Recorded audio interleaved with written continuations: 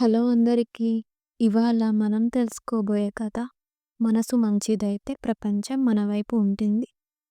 చిన్న గ్రామంలో కొండల మధ్య గల అందమైన లోయలో రామచంద్రం అనే రైతు నివసించేవాడు. అతను ఒక సాధారణ వ్యక్తి.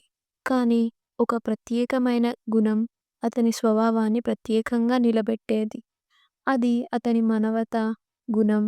అందరితో సహనంగా, ప్రేమగా ఆదరిస్తూ ఉండే ఆయన స్వభావం.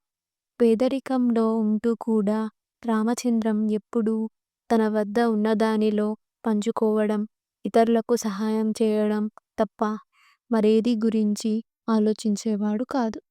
ఒకసారి ఆ ఊర్లో కరువు నెలకొంది. వానలు పడక పంటలు ఎండిపోయి రైతులందరూ నష్టపోయారు. ఊర్లో చాలామంది ఆకలితో సతమతమయ్యారు. అప్పుడు రామచంద్రం తన పొలాల్లో పండిన కొద్దిపాటి ధాన్యాన్ని ఇతరుల కోసం పంచాడు. అతని కుటుంబం కూడా కష్టాలు ఎదుర్కొంటున్నా ఆయన ఎవరిని ఖాళీగా పంపించేవాడు కాదు. ఒకరోజు అతని భార్య సీతమ్మ కోపంగా అడిగింది. రామయ్య, మన దగ్గర ఉన్నదంతా అందరి కడుపు నింపడానికి సరిపోతుంది.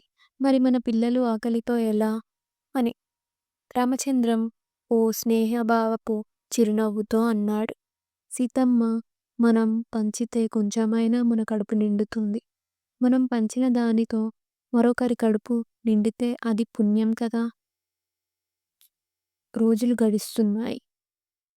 కరువు మరింత తీవ్రమైందని తెలిసింది. రామచంద్రం తన ఆవులను అమ్మి అందరికీ తినడానికి ధాన్యం తెచ్చాడు.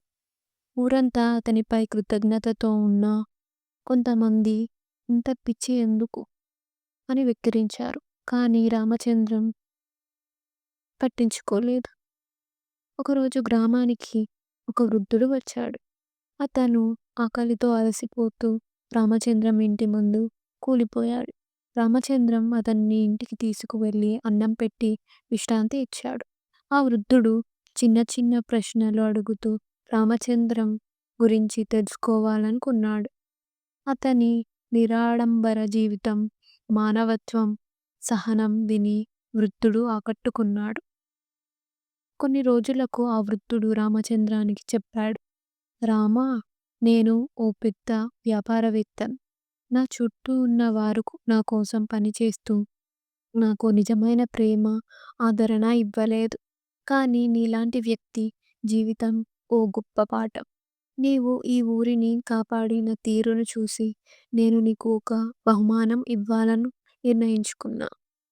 వృద్ధుడు రామచంద్రానికి ఒక పెద్ద నిధిని ఇవ్వడం జరిగింది. ఆ నిధితో అతను ఊర్లో దుకాణాలు తెరిపించాడు. పిల్లలకు చదువు కోసం పాఠశాల ఏర్పాటు చేశాడు. మరియు రైతులకు పంటల కోసం బీజాలు అందించాడు.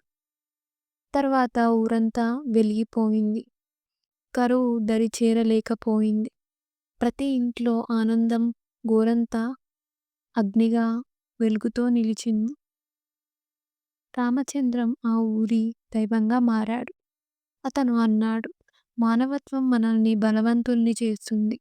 ఒకరికి చేయలేని మంచి 100 మందిని రక్షించగలదు.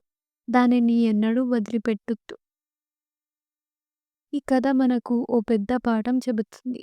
మనసు మంచిగా ఉంటే మనం ఇచ్చే చిన్న చిన్న సహాయం ప్రపంచాన్ని మార్చగలదు. దయ మనసు అదృష్టాన్ని తీసుకురావచ్చు. ఈ కథ మీకు నచ్చినట్టయితే లైక్ చేయండి, షేర్ చేయండి, సబ్స్క్రైబ్ చేయండి.